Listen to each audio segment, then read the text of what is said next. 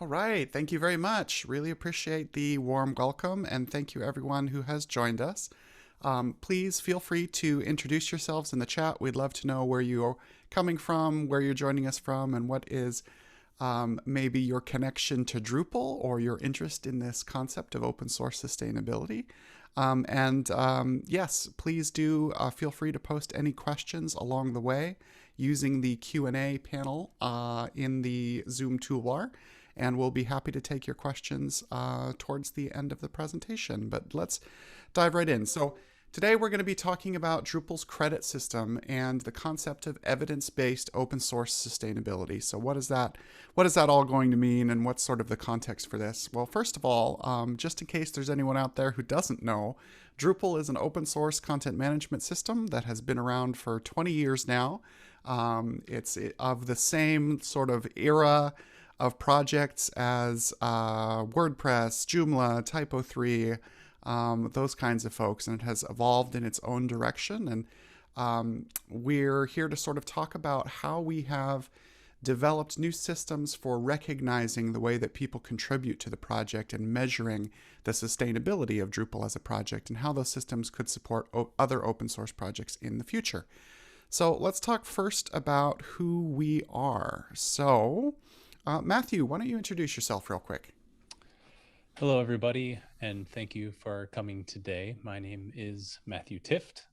I work at a Drupal web development agency called Lullabot, and you can see my contact information there on the slide. I am a backend developer during the day, and I have been spending a lot of time contributing to the Drupal project for about the last 10 years or so, or more, I guess. I guess I made my first Drupal core contribution in 2010. So it's been a little while for me. And I have been quite interested in the Drupal community because it's been quite meaningful to me. So that's part of the reason why I am here today. Go ahead, Tim. Yeah, so I'm Tim Lennon. I'm the CTO of the Drupal Association. The Drupal Association is the 501c3 nonprofit that supports the Drupal project. So we're sort of the foundation that funds the infrastructure where the community hosts the code and supports the community in general in their work to build Drupal. I am Hestenet on Drupal.org and other places on the internet where you might find me. My role in Drupal began as a community member, and then as I joined the Drupal Association, has evolved into understanding how to foster our community and help promote its sustainability as an open source project, which brings us to where we are today very neatly, I think. So let's talk about the agenda for this conversation. So we're going to start off by talking about sort of two key challenges of open source sustainability, what the sort of fundamental problem space of sustaining an open source project is, and how we address those challenges. In particular, we're going to look at how systematic contribution recognition can help. And we're using the Drupal project as a case study because we're obviously both familiar very much with Drupal as an open source project. But there are some principles and lessons and ideas, I think, that can be applied to other projects. And we'll be speaking to other organizations that have talked about this problem space of sustainability and measurement as well. We also want to talk about some of the benefits of implementing the system in terms of, how it provides measurement for contribution and recognition to both individuals and organizations. Some possibilities or proposals around standardizing on some of these measurements for other projects. And then also we'll have time for Q&A. So again, one more reminder on that Q&A. Please feel free to use the Q&A tab in Zoom. You can use it as we go. We'll have a reserved section of time towards the end for question and answer specifically, but you can post your question whenever you like. And also feel free to use the chat throughout to chat with each other, introduce yourselves, or anything you like. So that's what we'll be talking about today. let me jump into these challenges that we were speaking of. So, the first challenge that faces any open source project is understanding who actually builds that project. Like, who comprise the community of contributors that actually make a project thrive, that keep it going, that ensure it's getting support and new code, new versions, everything that it might need. And the answer might at first seem relatively obvious. Existing systems give us the ability to track kind of code in the form of commit history, git history, pretty straightforwardly, right? We have issue trackers. They have changes and the reasons for changes, whether they're accepted, whether they were not accepted, all these sorts of things. Our version control system can tell us what code changed, when it changed, who as an individual authored that change in code, gives us that sort of git blame log. And that seems, at first blush, like maybe it's the answer to who builds our open source projects, but it can be more complicated than that, and there's a lot of information that's potentially missing. So for example, I'm using this contribution by Marco to the GNOME project as a little sort of case study. And we can see Marco authored this commit to GTK. And what's missing? We know that he contributed this up to GTK, but did he do this work on behalf of his employer? We can see by hovering over his profile that he works for Canonical. Does that mean that this work was sponsored by Canonical, done on sort of company time, or did Marco do this as a volunteer? We also can't tell, were there any non-coders who contributed to this work? Like, were there project managers who decided, hey, we want to prioritize this particular feature, this particular change? Were there people who worked on documentation?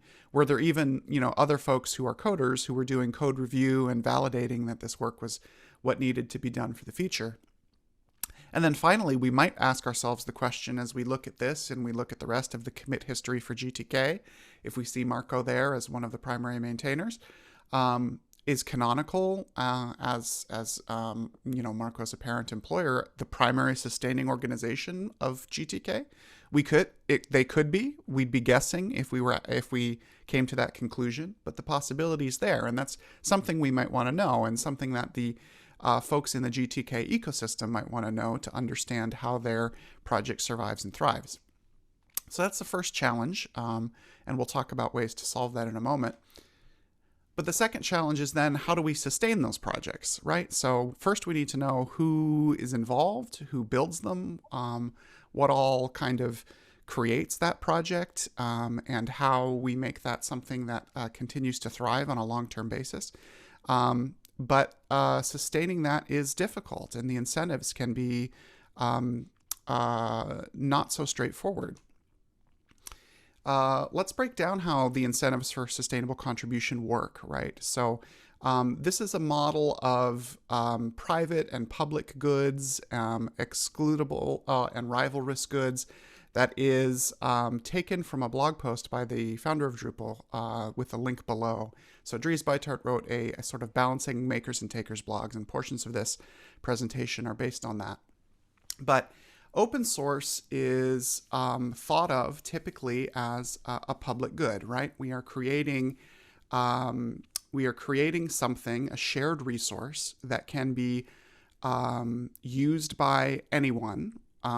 So it's non-excludable. It's not something where there's a limited supply, and it's non-rivalrous, right? The use of that good doesn't prevent anyone else from using that good. So this is going to be sort of fundamental to our discussion of, open source itself seems like it's a public good, but there are elements of the ecosystem that might fall into other of these categories, like common goods or even private goods. So we'll break that down as we go. As Dries said in that blog post, for end users, the open source projects themselves are these public goods, and the shared resource is the software. It's available to anyone, it benefits anyone, and we're all on equal footing using it together, fostering that public good. But for companies who are sustaining or contributing to open source, the projects are actually common goods. So if we go back here, they are rivalrous. They're a shared resource, but they're not sort of an infinitely replenishable resource or a resource of equal access. So the shared resource for these organizations is the potential customer of these companies that support open source or that build their business on open source projects. So this leads us to this kind of paradox of incentives in the balance of sort of makers and takers. So we defined two types of organizations that support open source projects. On the one side, we have the so-called maker organizations. And a maker organization is one that makes it kind of part of their core ethos to contribute back to open source. So if they have $1 million to invest in research and development to open source projects, they might put half of that towards open source, and they might put the other half of that towards their sort of proprietary intellectual property that's layered on top of that. But then you might have what we might call a taker organization that uses and depends on an open source project. They build on top of it to build whatever products they use. But with the same $1 million of R&D funding that they have, they might only put $50,000 towards open source and $950,000 towards proprietary IP. And this gives them, a massive advantage, a significant advantage in the level of investment in their sort of unique competitive edge, right? So by being poorer citizens towards giving back to open source, they actually reserve resources that make them more competitive in the market. Which is certainly not what we need when we want to talk about sustaining open source projects in the long term. So we can look at it at this sort of table of what these natural incentives are. And unfortunately, these two companies, the one that, if we look at companies contributing versus not contributing, the natural incentive is for a company to focus on self-interest, to focus on the proprietary investment, and to sort of stand on the contributions of other organizations.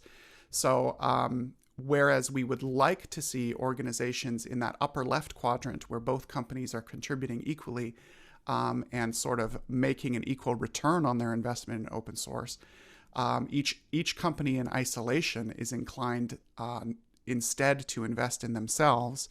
And we wind up in this bottom right quadrant where nobody's investing in the open source side, they're investing in the proprietary side, and it's kind of worse for everyone. This is a problem space that you may recognize as the tragedy of the commons, if you've heard this term before. This idea that even though we know that mutual investment in public goods would benefit all, the individual incentive is against it, and therefore the collective of individuals stops investing, and we wind up with a reduced commons, a reduced value in the commons. And this is a problem that open source generally faces. Okay, what are we going to do about these two challenges, these problems of both measuring contribution to open source and of solving the tragedy of commons as it applies to sustaining open source? What is this concept of evidence-based sustainability, and how can it help? Let me hand it off to Matthew to talk about this next. Hello again, everyone. So there are quite a few questions that we are interested in that can help us understand this idea of evidence-based sustainability.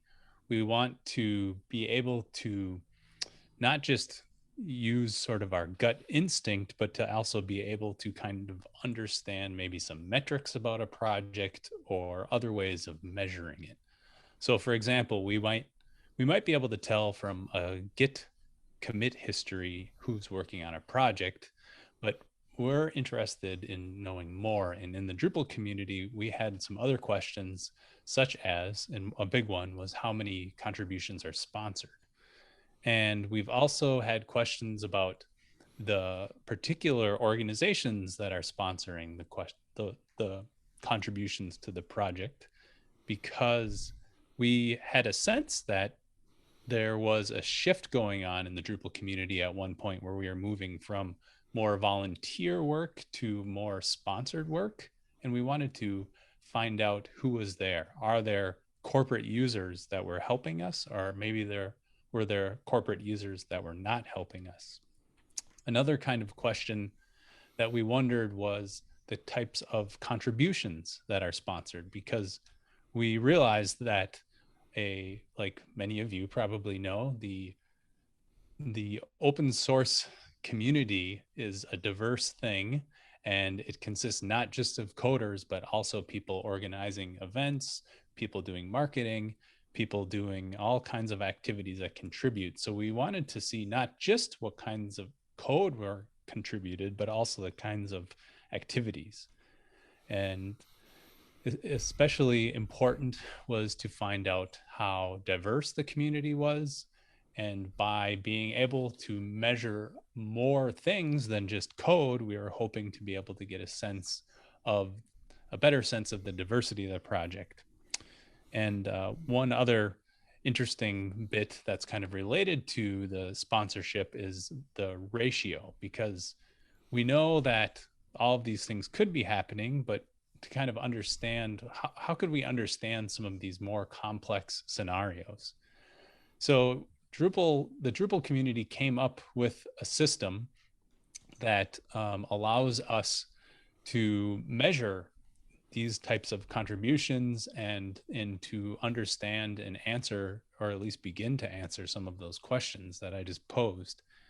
And let me just tell you a little bit about how it works. So at the most basic type of contribution, we might not want to know who a particular when a particular organization is sponsoring a developer or any sort of contributor.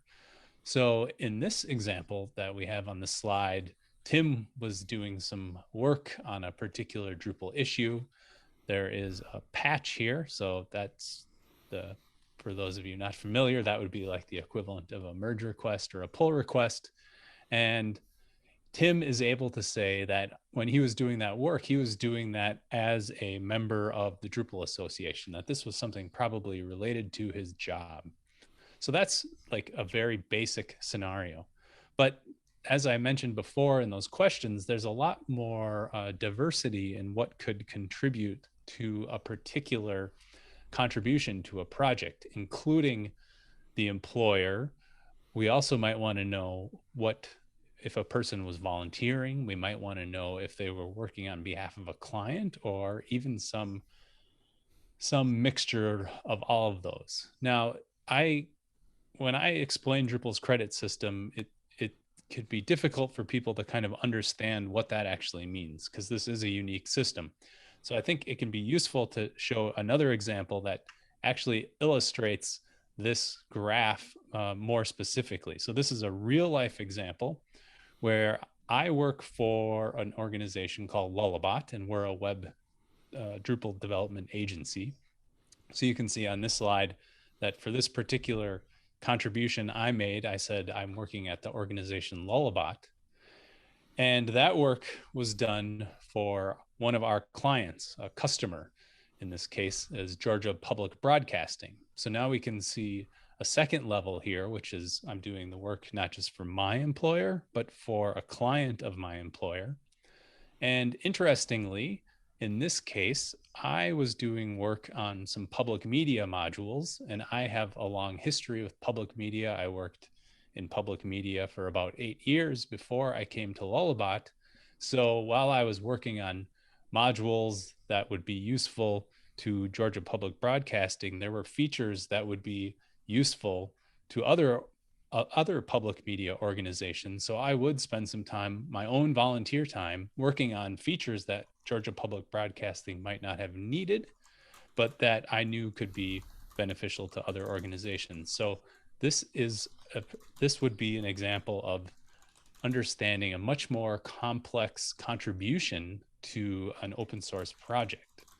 So what can we do with that? Well, for each issue, we can say not just that I worked on it, but that other people worked on it as well. So in this next slide, it shows how we have a sort of peer review system that works. And you can see that in this particular issue, there were multiple people that made comments, some more than others, but we have this user interface where the person that is going to actually commit the code can say that in addition to just this one person who submitted 14 patches, that there were other people that made meaningful contributions, whereas some others might have just done things like +1 or this sounds like a good idea. And then you can see the little check marks there where the top 3 people received credit, whereas some of the other people who might not have made as meaningful a contribution did not. So there's sort of a peer review system that works with this system that we have. And it allows us to do all kinds of things that Tim will talk about now. Yeah. So, in addition to this system, which was the first system we introduced back in 2016 or 2015 to start understanding whether contributions to Drupal were volunteer, sponsored, clients, employers, all of this matrix of possibilities, we've begun adding additional systems. So, for example, we want to recognize key roles in our community.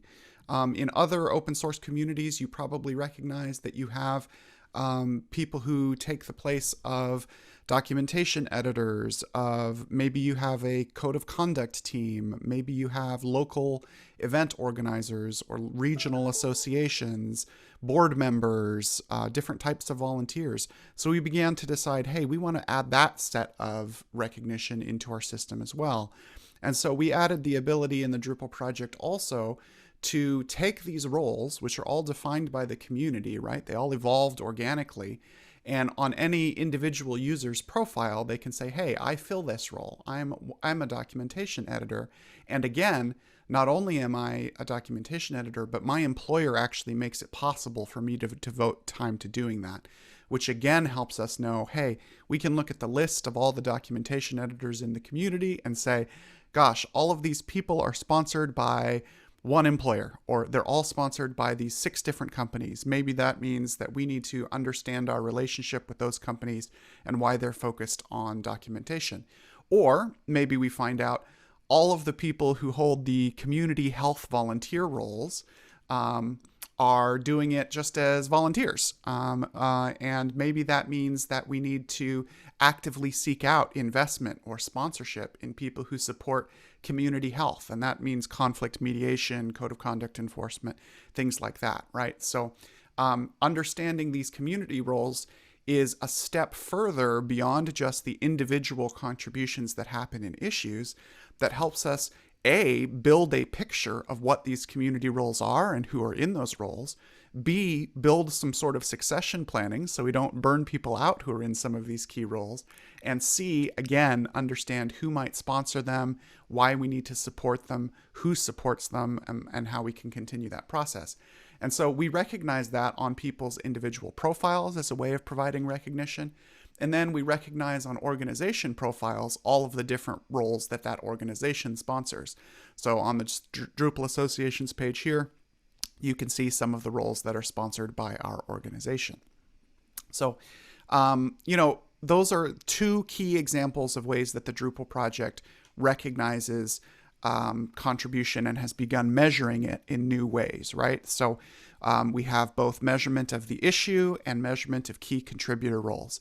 So I'm going to turn it back over to Matthew to talk about the benefits of measuring these and then why and how we use that data to do additional things. Thanks, Tim.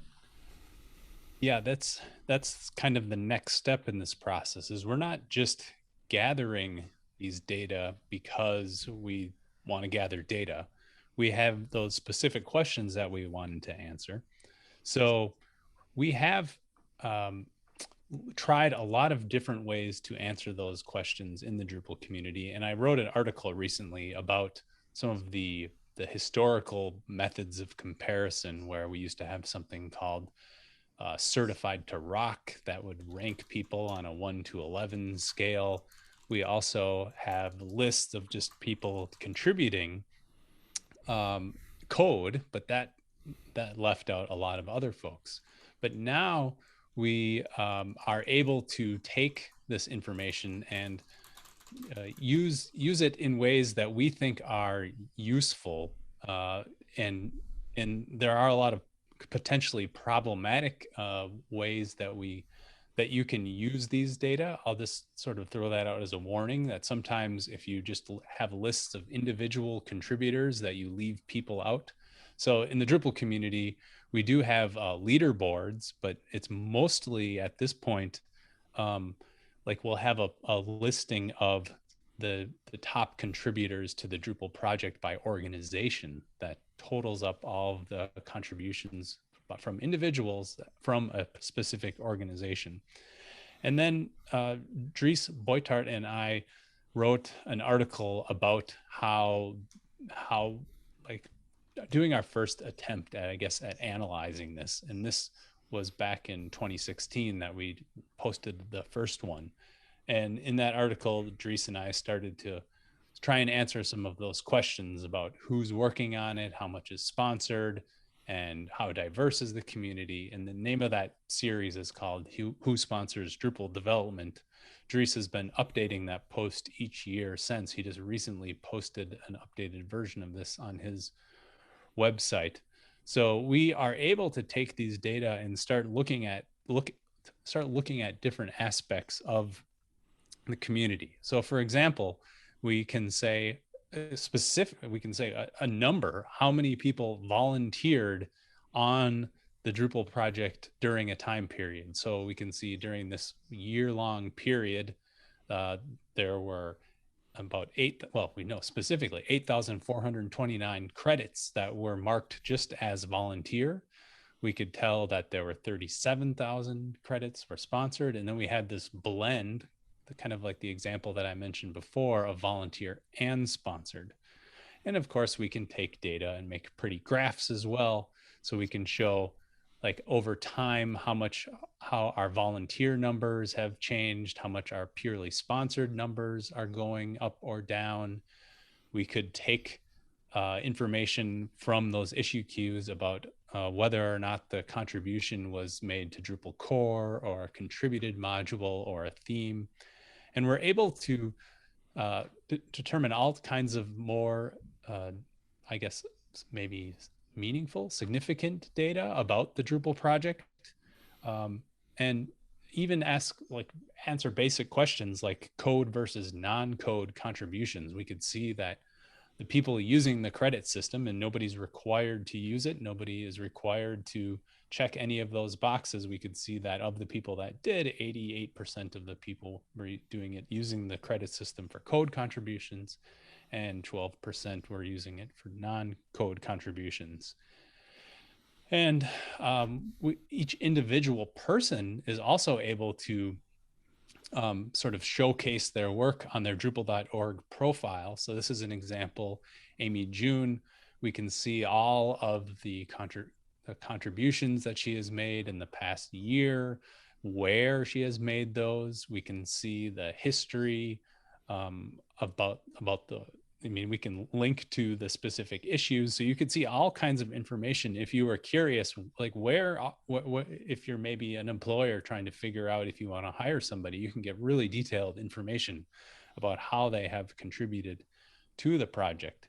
And on the flip side, an organization can use these data. So where I work at Lullabot, we are able to see where are people at our company contributing. Which modules did they contribute the most? Which events? What kinds of things that were people spending their time doing? And we can actually use those data to try and make strategic choices about where we might invest as a company, what sort of modules are important, talk to people about why they spent so much time on a particular thing, or see just how much of our efforts on behalf of our clients has resulted in us contributing back to the Drupal project. So the Drupal Association is able to use this data in other ways, and Tim can talk about that now. Yeah, so let's start talking about incentives, right? So we've recognized now that we can measure a variety of data about whether contributions to the Drupal project are done by individuals, on behalf of employers, or on behalf of clients. We can measure that data over time. We can create these profiles on individual and organizational pages that say, hey, here's your history of contribution, your resume of contribution as an individual or an organization. But let's talk about incentives again, because our goal, of course, is to create more contributors and to create more sponsorship and sustainability for contributors. So, one of the very first things that we did when we decided to take a hand in the incentives for contribution was to order the Drupal.org marketplace of service providers by your contribution history. So for each organization, we sort of add weights to the different types of contributions they do. So contributions to Drupal core, for example, might be worth more than contributions to projects that are only used by a few websites. Providing case studies about Drupal to help tell the story of why we want people to use Drupal can be worth something. Financial support of the association can be worth something. All of these things are added together, and we use that to rank our marketplace of service providers. So suddenly, instead of having new potential business come to Drupal.org looking for a service provider and just picking from like an alphabetical list, that business is now being sent to those organizations that contribute the most to the Drupal project. And I think that's it sounds very, very simple, but it seems like one of the key innovations that we've been able to do in Drupal and that we would love to export to other open source projects. So if we go back to our tragedy of the commons sort of chart here, we're trying to break this anti-pattern of incentives, right? The perverse incentives that say for each individual organization, no, we're going to let somebody else invest, and then we'll invest in our proprietary IP on top of their open investment. And that's our goal. Now they are incentivized by knowing that their contribution directly affects their ability to gain new business into being contributors. And their competitors are similarly incentivized. And we're hoping to create that sort of virtuous cycle where as each organization contributes more and more, they're sort of building on each other and building up greater levels of contribution and hopefully seeing the appropriate reward for that contribution, right? These organizations, the open source community is often very individualistic, but these organizations are made up of people who started out as just individual contributors in the Drupal space and built businesses on top of that. And they want to continue being those kinds of open source contributors if they can, if the business case is there to sort of allow them to keep contributing, if we can break this problem of the tragedy of the commons. So again, the way that we've done this, the sort of straightforward first way that we have created an incentive to change behavior is by doing this ranking of these organizations based on their contribution history. And we've seen really good results in the Drupal project. So that's great and all. Hooray, that works for Drupal.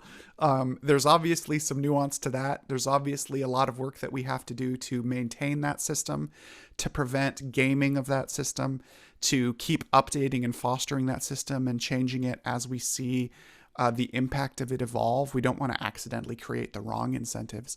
But anyway, it mostly works for Drupal, but how do we make that as a model for open source as a whole? Or how can we support other open source projects who might want to implement something similar? So it turns out other people have studied this, and Matthew's looked at this quite a bit and can tell us kind of about this problem and about the other organizations that have looked at it as well. So please go ahead, Matthew. There are quite a few organizations that have come up with different standards that are useful for them. And we were looking at ways to share what we have learned in the Drupal community with others. And it seemed like looking at some of the questions that other organizations are posing or other rubrics offer is one way that we could help engage. So for example, these organizations, the Chaos Community, Apache Software, the Apache Project Maturity Model, and Finos, these are just some of the organizations that have come up with rubrics, I guess you could say standards for what they count as important. And we can look specifically at some of these. So this Basics by Internews was something that this organization came up with to help journalists and human rights defenders look and evaluate at open source projects and figure out, is this something I can trust? Is this something I can count on? And so these people need good information. They need good data. And one of the questions that the basics model asks is, are the maintainers primarily volunteers? And I don't know that organizations can provide as other models can provide as detailed an answer as we can in the Drupal community. So like that's the kind of question that we could help answer. Another model is the Apache Project Maturity Module, where they'll ask questions such as, do contributors act as themselves or as opposed to representatives of a corporation or organization? Now, Tim showed us that example earlier where we sort of could only guess as to whether or not that person was contributing to a project on behalf of their employer or not. But the system that we've come up can help answer this question as well. That's important within the Apache maturity model. And then the chaos community is one of the biggest organizations that has had maybe that has been at least receiving a lot of attention, trying to come up with open source analytics to understand community health. That's their acronym, Community Health Analytics Open Source Software. So they ask particular questions that are useful for people that are evaluating the health of a particular community.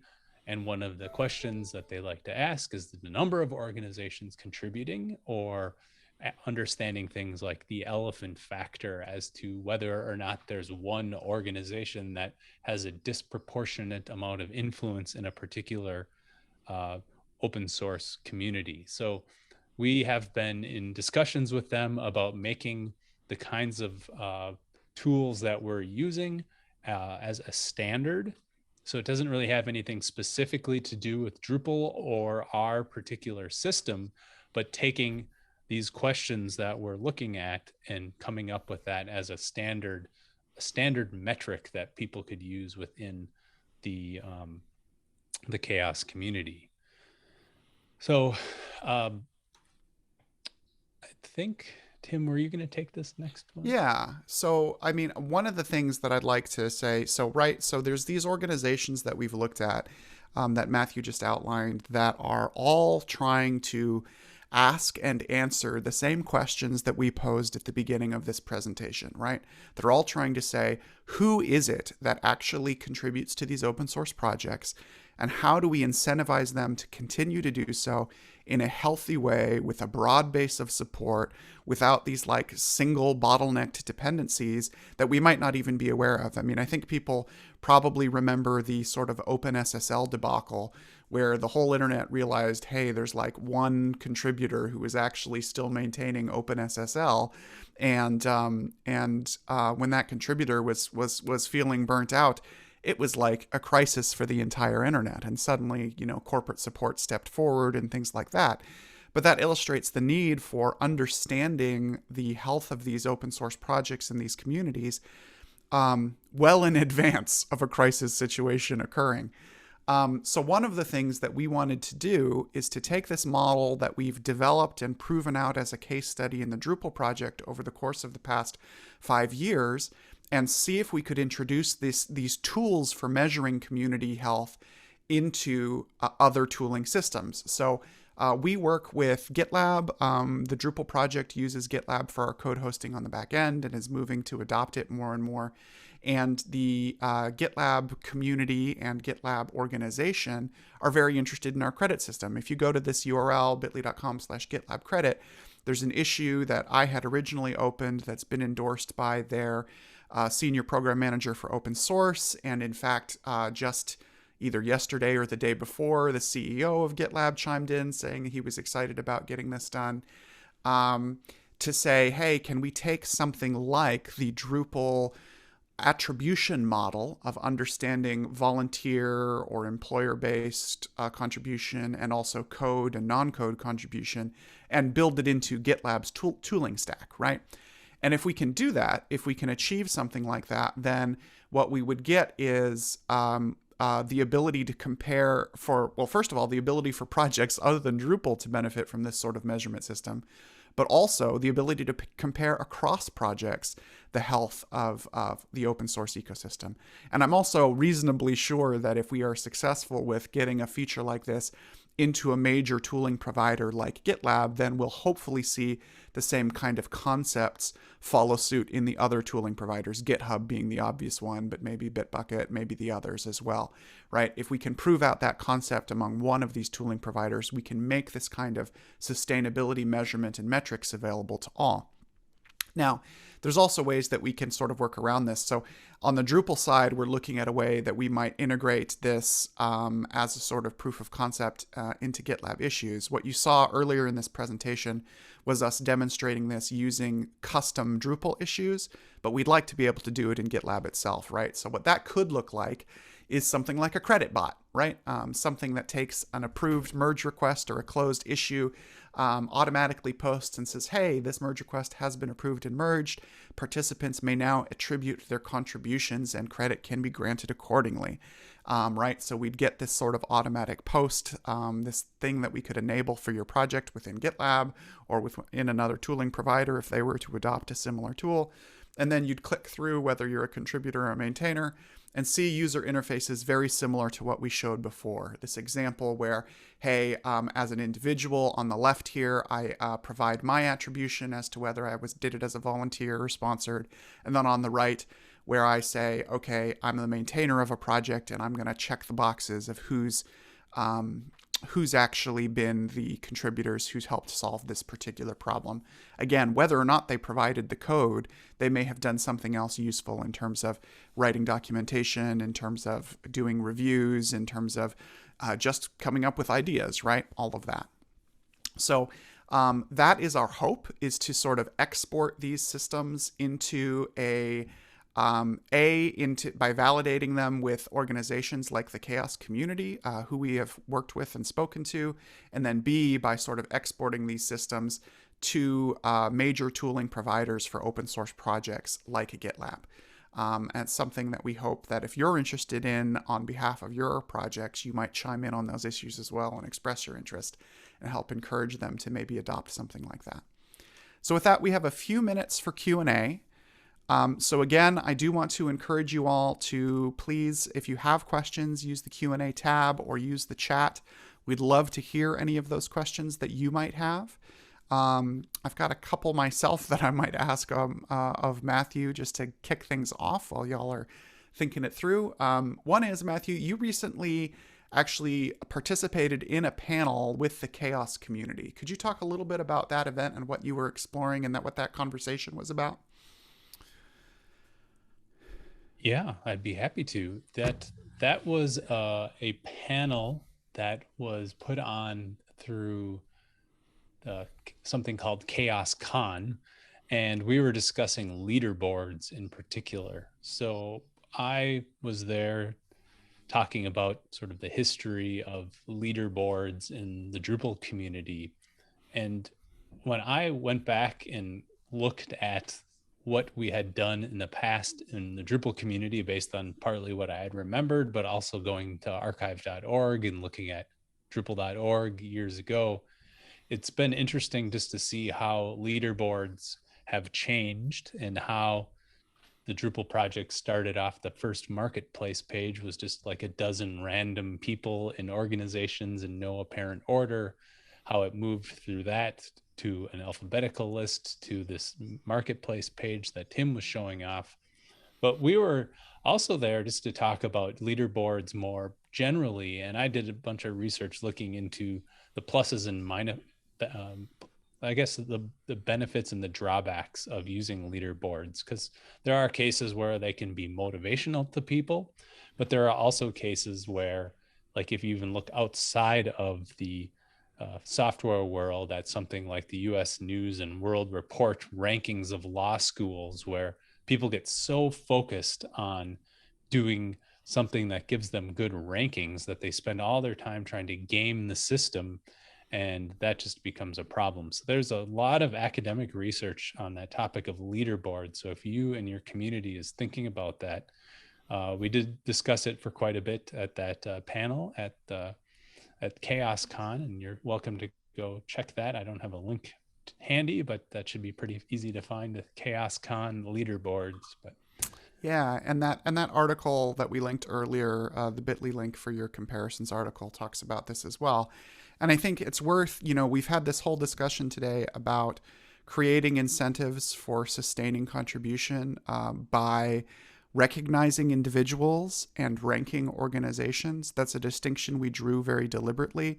Ranking individuals is dangerous. It leads to perverse incentives. It leads to demotivation and a kind of unhealthy competition, potentially, at least, certainly if done poorly. So we've made the choice in our community not to do that on the individual level, but that we've also made the choice that on the organizational level, those incentives are, if not necessary, more beneficial certainly than harmful, and more likely to result in those businesses that give back to the community choosing to do so more, and those who don't do it yet choosing to learn how to do so and become contributors. And so that's the lesson to take away as we wrap up here. I think we have some additional resources that you can look at as well. But we'd love for other open source projects to understand the economy of contribution, how the economy of contribution on both an individual and organizational level affects the sustainability of your projects, how any choice you make, whether to rank or not rank, whether to have a marketplace or not have a marketplace, all of these things, how those will have an impact on the incentives and the sustainability of your project. And then perhaps to use some of the examples from the Drupal community as a model.